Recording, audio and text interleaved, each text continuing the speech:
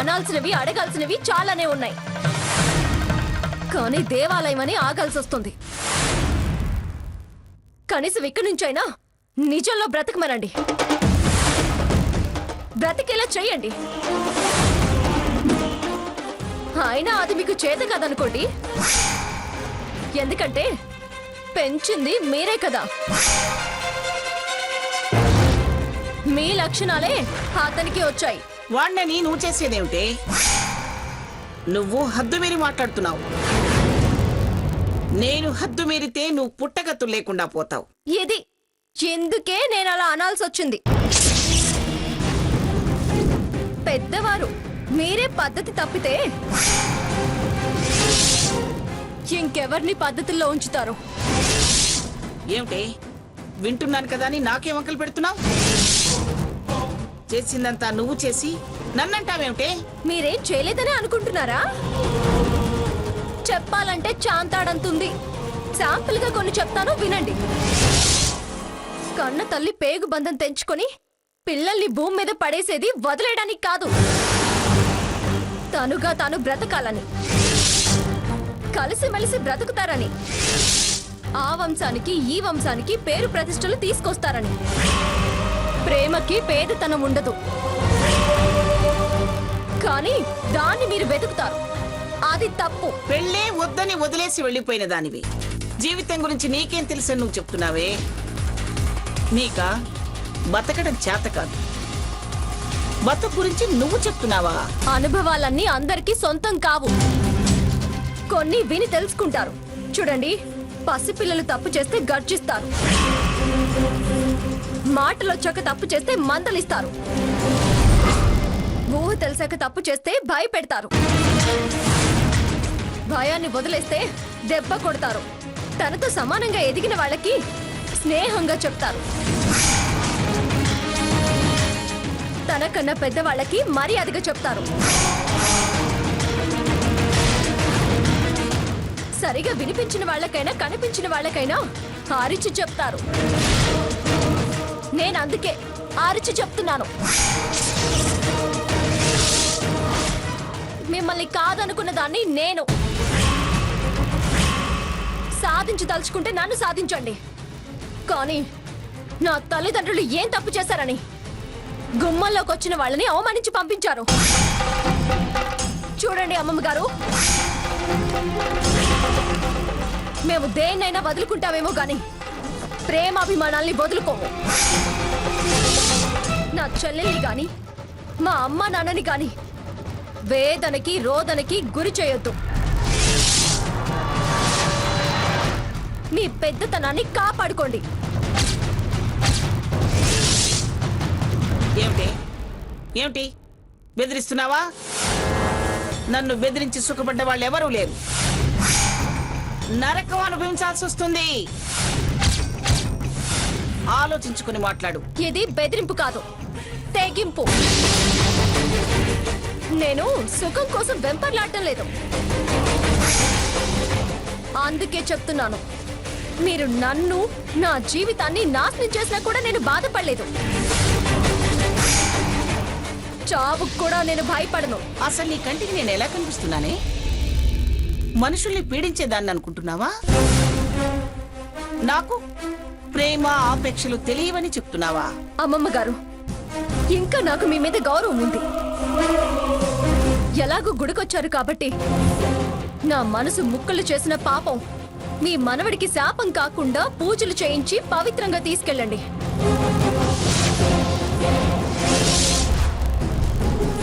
మరో పాపం చేయకుండా జాగ్రత్త పడండి.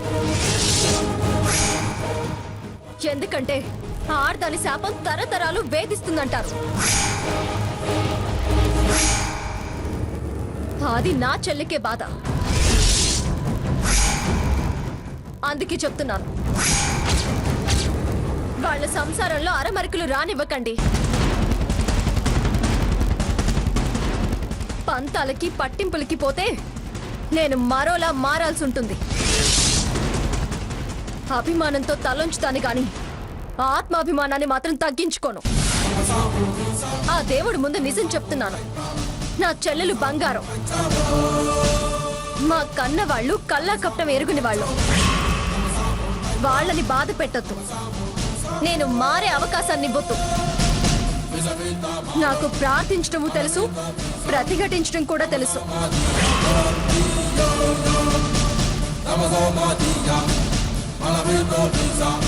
చూడరా చూడు, నీ మూలంగా ఎవరెవరి చేత ఎన్నెన్ని మాటలు అనిపించుకోవాల్సి వస్తుందో. మంచి బహుమానాలు ఇస్తున్నావురా గ్రానికి. ఛా, సర్లే, ఆ అమ్మాయి బాధ ఆ అమ్మాయిది. అసలు గుళ్ళోకి ఎందుకు వచ్చావు అని కదిలించటం నీ తప్పు. పదండి, పూజారి గారు ఎదురు చూస్తుంటారు. జరగాల్సిన సహస్ర నామార్చన జరిగిందిగా, ఇంకా పూజ ఏంటి పూజ?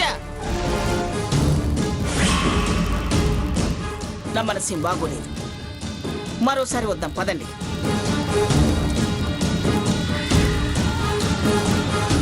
పదండ్రా. పసుబట్టలతో పెళ్లి జంట తొలిసారి గుళ్ళోకొచ్చి అర్చన చేయించకుండా తీర్థ ప్రసాదాలు తీసుకోకుండా వెళితే అరిష్టం అంటమంగా. అసలే పరిస్థితులు అదోలా ఉన్నాయి, ఇంకా అపచారం చేయటం ఎందుకు చెప్పు. ఈయనొకరు ముందరి కాళ్ళకు బంధాలు వేస్తుంటారు. సరే సరే, ఆ పూజ ఏదో మీరే దగ్గరుండి చేయించరండి. రండి వెళదాం.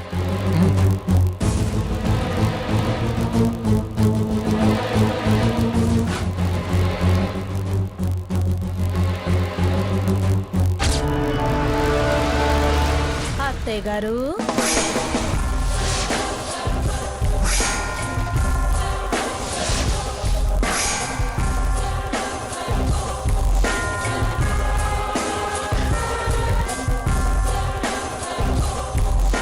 మనవరాలుగా మిస్ అయినా మాట మిస్ అవ్వకుండా కడగాల్సినవన్నీ కడిగేసింది కదండి అత్తయ్య గారు. దేవుడి దర్శనానికి వస్తే దరిద్ర పోహాలు దర్శనం అవుతున్నాయి. అయ్యయ్యో, మనసు మంచిదైతే ప్రతి మనిషిలోనూ భగవంతుడు కనిపిస్తాడు, గుండెల్లోనే నిలుస్తాడు. కడుపులో కుళ్ళు పెట్టుకుని రామేశ్వరం వెళ్ళినా శనేశ్వర దర్శనమే అవుతుంది. అవునవును, కరెక్ట్ గా పోల్చుకున్నావు. నువ్వు వచ్చి వెళ్ళిన శనివి, అది రాకుండా వెళ్ళిన శని. అంటే మీ కడుపులో కుళ్ళుందని ఒప్పుకుంటున్నారుగా? చెప్పొచ్చు కొడతా. అయ్యయ్యో, ఇది దేవాలయం అత్తగారు, ఇక్కడ కొట్టడాలుండవు.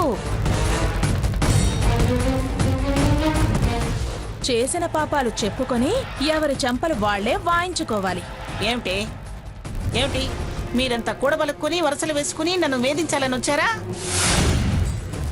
మీరు వేగడమే కానీ నేను వేగను. ఇంకా అందాక ఎక్కడొచ్చిందండి? వరుసలు మాత్రమే కలిశాయి, కానీ మనుషులు ఇంకా కలవలేదు.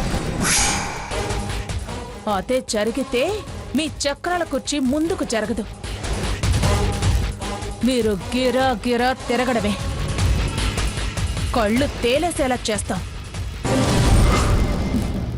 ఆ దేవుడు చల్లగా చూడాలే కాని నాకున్న ఆ కోరిక కూడా తీరుతుంది.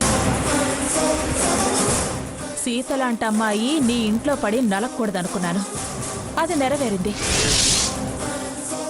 నా కొడుకు నీ మనవడే అన్న ఆధారం కావాలనుకున్నాను, అది నెరవేరింది. చూడండి అత్తయ్య గారు, నేను మౌనంగా వెళ్ళొచ్చు, ఉన్న కోడలో తలంచొచ్చు, మా వెనక బలగమో లేకపోవచ్చు, కానీ స్వర్ణ వెనక సీతుంది. అది మర్చిపోకండి. మా కోరికల్లో న్యాయం ఉంది కాబట్టి దేవుడు చల్లగా చూస్తాడనే నమ్మకం ఉంది. పూచిక పుల్లంత ఆస్తి అందుకున్న దానివి నువ్వు, పెళ్లిని పెటాకులు చేసుకున్నది అది. జంగాల శంఖాలకి శంకరుడు భయపడతాడా? మహాశంకరుణ్ణి శని వెంటాడితే త్వరలో దాక్కున్నాడట, తెలుసుగా? అయినా మీకు తెలియని పురాణాలా ఏమిటి? తిరిగి చెంపలేసుకోవలసింది ఆయన దగ్గరే, అది గుర్తుంచుకోండి. నన్ను కదిలించి కక్ష పెంచుతున్నారు. మీరనుకున్నంత తేలిగ్గా కలలు నెరవేరవు. బతుకుని చెడగొట్టుకోకండి. నా కలల సంగతి అటుంచండి, కొత్త జంటలో కూడా ఏదో నిప్పు పుట్టినట్టుంది. మన వంశంలో రెండు పెళ్లిళ్ళు ఆనవాయితీ అనుకుంటా అత్తయ్య గారు. ఆ కాలంలో కుదిరిందేమో కానీ ఈ కాలంలో మొదటి పెళ్లికే ఆడపిల్లలు కరువు అవుతున్నారు. ఇంకా రెండో పెళ్లి కాని పని. అపశకునం మాటలు మాట్లాడుకో. నా మనవుడికేమే బంగారం. ఓ, మీరు నా కొడుకుని చూడలేదు కదూ? మేలిమి బంగారం. మీ పెంపకంలోని రాగి కలవలేదు, నా పెంపకంలోని మెరుపు కలిసింది. దిక్కు దివాణం లేనివాడు. ముందు వాడి సంగతి చూసుకో. ఆస్తి ఇచ్చారని మర్చిపోయారా? అదొక ఆస్తి, దానితో బతికేది ఒక బతుకు. గంతకి తగ్గ బొంత అని చూసుకో. మా సెక్యూరిటీ గార్డుకి నీకు ఇచ్చిన దానికంటే ఎక్కువే ఉంది. నా మనవడి ఆఫీస్ అటెండర్ కూడా కాస్త ఎక్కువే ఉంది. నీ కొడుకు బతుకు కూడా అంతే. పొరపాటు పడుతున్నారు అత్తగారు. వాడు పిఠాపురం వారి వారసుడు. అదే వాడికి పెట్టుబడి. ఏ వ్యాపారం చేయకుండానే వాడు మీ వ్యాపారంలో భాగం అందుకుంటాడు. ఆ సంగతి అటుంచండి. ముందు వాళ్ళ సంసారం సాగేనో ఆగేనో అది చూడండి. పోవే అవతలకి. ఏడాదిలోగా నాకు మునిమనవడు వస్తాడు.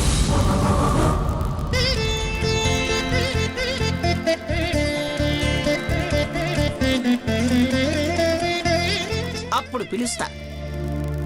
కావాలంటే ఆయాగా వచ్చి చాకిరీ చేద్దు గాని. చూద్దాం ఎవరు ఎవరికి చాకరీ చేస్తారో.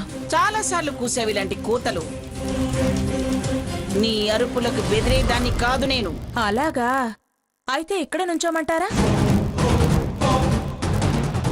మనవడికి పరిచయం చేసి చాలించేద్దరు గాని. నించో. ఒక్క నెట్టు నెట్టేనంటే గుడవతల పడతావు. పోవే అవతలకి. అయ్యో అయ్యో అయ్యయ్యో, ఇంత భయం ఉన్నవాళ్ళు నన్నెలా గెలుస్తారు అత్తయ్య గారు?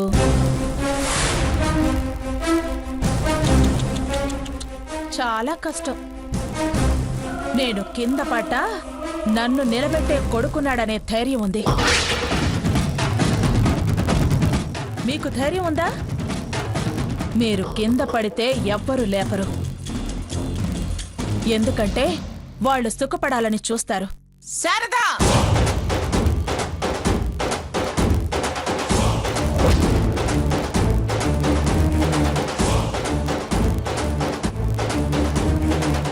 ఏంటి మంగ అలా ఉన్నావు? ఇక్కడ గబ్బిళాలు తిరుగుతున్నాయి. పదండి త్వరగా. పదండ్రా. అమ్మా అమ్మా, ప్రసాదం మర్చిపోయారమ్మా. గుడి ముందు ముష్టాళ్ళు చాలా మంది ఉన్నారు, వాళ్ళకి పెట్టు. వంశాచార పొంగలమ్మా, మీ వాళ్ళే అందుకోవాలమ్మా. వసుదైక కుటుంబం ఎవరెన్ననుకున్నా ఒకటే. ఆ దేవుడి అనుగ్రహం వల్ల నేను ఆ వంశానికి చెందిన దాన్నే. పంతులు గారు, ఇలా ఇవ్వండి. తీసుకోండి అమ్మా. సుఖీభవ.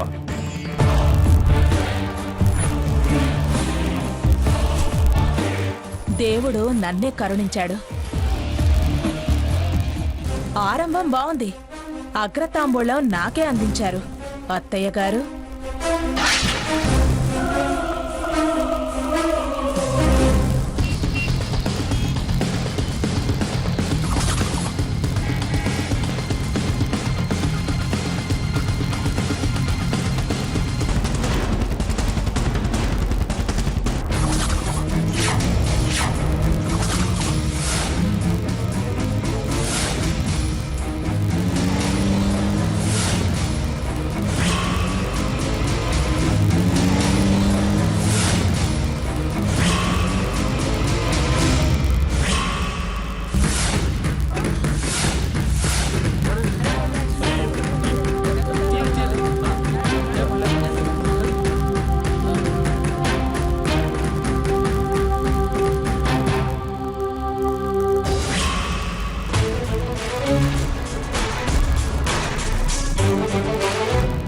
రాస్కల్, ఇంకా నువ్వు నా వెనకాలే తిరుగుతున్నావా?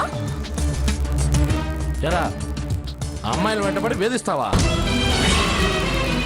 ఎందుకురా ఆ అమ్మాయి వెంటబడుతున్నావు? వెంటపడింది కాకుండా ఇలా బైక్తో గుద్దేస్తావా? ఇదొక కొత్త స్టైలా? వేధించి దాడులు చేయటం విన్నాం, ఇలా బండ్లతో గుద్ది చంపటం కొత్త పద్ధతే? నిన్ను ఊరికే వదలను. నువ్వు ఆగమ్మా, వీడి సంగతి మేము చూసుకుంటాం. చూడండి, నేను ఆమె వెంట పడలేదు, తనే ఎదురుగా వచ్చి గుద్దింది. ఏంటి వెంట పడలేదా? ఇంకా అబద్ధాలు ఎందుకు నీకు? వెంట పడి వేధించి వేధించి నా బతుకు నవ్వులు పాలు చేశావు.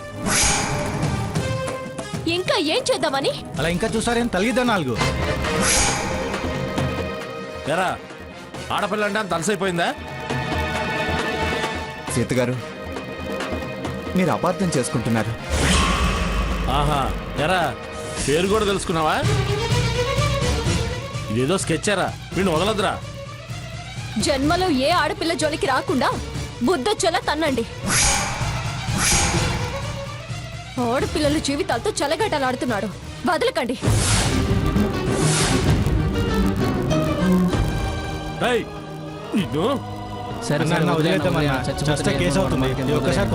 ఏయ్, ఈ ఏరియాలో ఇంకో అమ్మాయి వెనక ఎప్పుడైనా చూసాను అనుకో, అంతే సంగతులు.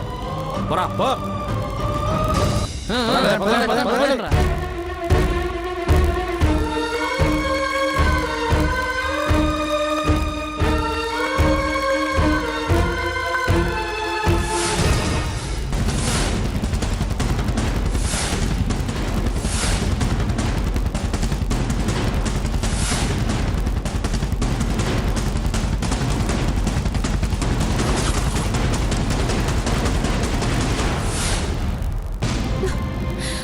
సీత, సీత, ఏంటమ్మా ఈ దెబ్బలు? ఏం అవ్వలేదు పిన్ని. ఏం అవ్వలేదు. ఏమైందమ్మా? సీత, ఏమైంది? అయ్యో, ఏం అవ్వలేదమ్మా, స్కూటీ స్కిడ్ అయింది అంతే. అంత పరధ్యానం అయితే ఎలాగమ్మా? చూడు ఎంత పెద్ద దెబ్బ తగిలిందో. అబ్బా, చిన్న దెబ్బలేమ్మా, అయ్యో. వదిలేమంటున్నాను కదా.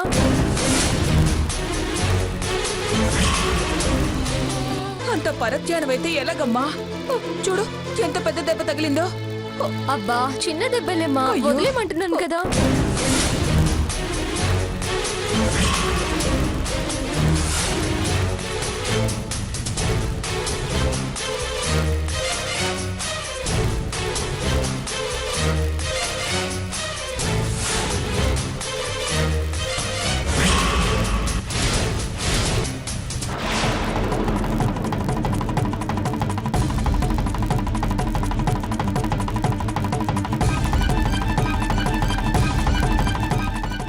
ఏయ్, ఎంత ధైర్యం నీకు?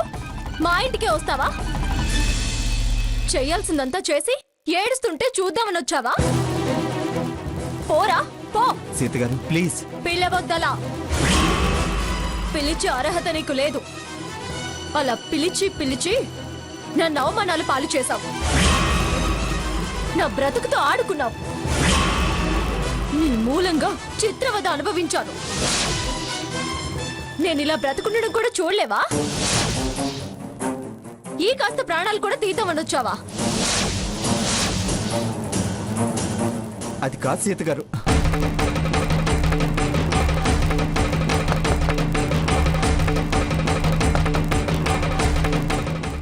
ఏంటమ్మా, ఏమైంది?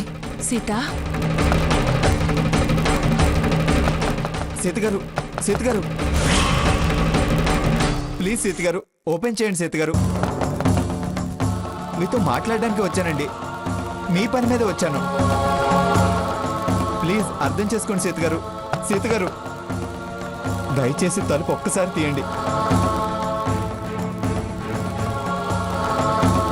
నేనేం మాట్లాడను, ఒక్కసారి తలుపు తీయండి.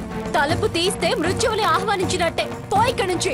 ఏం బాబు, స్వర్ణ కోసం తిరిగావు, దాని పెళ్ళైపోయిందని సీత కోసం వచ్చావా? ఏయ్, ఏం మాట్లాడుతున్నావా నువ్వు? ఈ మధ్య కనపడలేదు, మళ్ళీ వచ్చి తలుపు కొడుతుంటే పిచ్చి పిచ్చి వాగుడు వాగితే పళ్ళు రాళ్ళ కొడతాను. పోతలకి. వింటున్నావమ్మా సీత? కాసేపు ఇలాగే అతను అటువైపునే తలుపు కొడుతూ ఉంటే ఎవరికి తోచింది వాళ్ళు మాట్లాడతారు. ఏయ్, నిన్నే కదా గడ్డి పెట్టాను. మళ్ళీ గోడ మీద తలకాయ పెట్టడానికి సిగ్గులేదా నీకు? వెళ్ళి అవతలికి. అమ్మా ఒక్కరి నోరైతే ముయించగలవు. ఎవరు ఏమన్నా అనుకోనివ్వండి నాన్న, కానీ తలుపు తీసి ఆ దుర్మార్గుడి మొహం చూసే పరిస్థితి మాత్రం తీసుకురావద్దు.